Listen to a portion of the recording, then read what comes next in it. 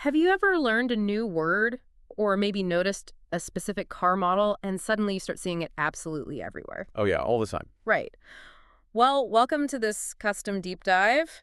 Today we are pulling from cognitive psychology, some linguistic history, and a really strange newspaper clipping from the 90s to explore this bizarre universal experience. It is officially known as the frequency illusion, though. Yeah. I mean, most people probably know it as the Baader-Meinhof phenomenon. Which is just such a wild name because when this happens, it honestly feels like the universe is playing a prank on you. Or, I don't know, you glitched into the Matrix. Yeah, totally. But reading through the psychology research we gathered, it turns out it's an inside job by your own brain.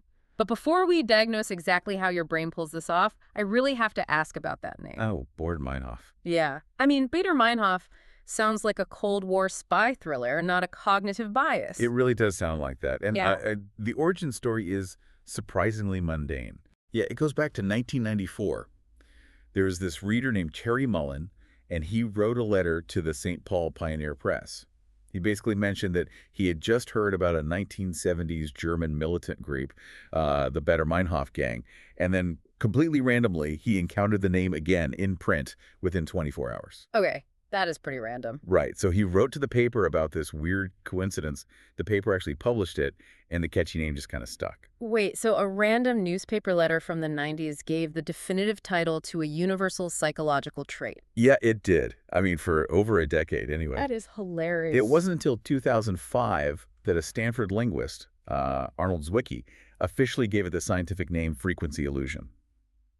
But the fact that Mullen's letter resonated so widely just goes to show how relatable the experience actually is. People immediately knew exactly what he was talking about. Exactly, even without the cognitive science vocabulary to explain it. Which brings us to the science, because I am honestly struggling with the logic here. Like, if I learn a new buzzword at work or notice a certain brand of sneakers, it is not exactly a threat to my survival. No, definitely not. So why would my brain dedicate precious processing power to suddenly finding it everywhere? Well, it basically comes down to cognitive efficiency. Your brain is essentially a prediction engine. Right. To save energy and keep you from being completely overwhelmed, it aggressively filters out like 99% of the visual and auditory data you encounter every single second. Oh, wow, 99%. Yeah. But when you learn something new, like that sneaker brand, your brain tags it as new data.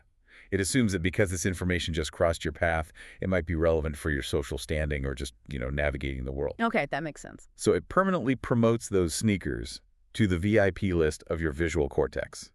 And that is step one, selective attention. It is almost like your brain is running a background search for a specific file. Yes, exactly like a background search.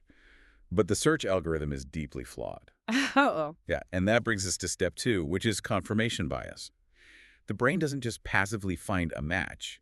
It actively ignores the thousands of other shoes on the street to selectively validate the one brand it is now looking for. Ah, so you basically develop a temporary blindness to baseline reality. Pretty much. Every time I spot the new thing, my brain uses it as ironclad proof that the thing is suddenly taking over the world. I'm like, aha, see? Another one. Precisely. The world isn't actually changing. The factory didn't suddenly double its production of those sneakers overnight. Only your perception has shifted. Which makes this a pretty crucial thing to be aware of. If we don't realize our brains are pulling this trick, we're incredibly vulnerable to being fooled by manufactured trends. Oh, absolutely. Like, a marketing campaign can make a product look incredibly popular, or a conspiracy theory can offer evidence everywhere you look just by exploiting this blind spot. Your brain is an active editor of reality, not a passive camera.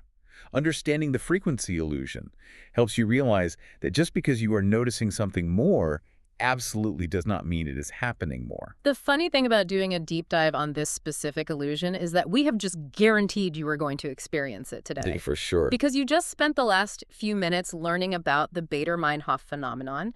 Your brain is now primed. You are inevitably going to start seeing the term everywhere. It is unavoidable now.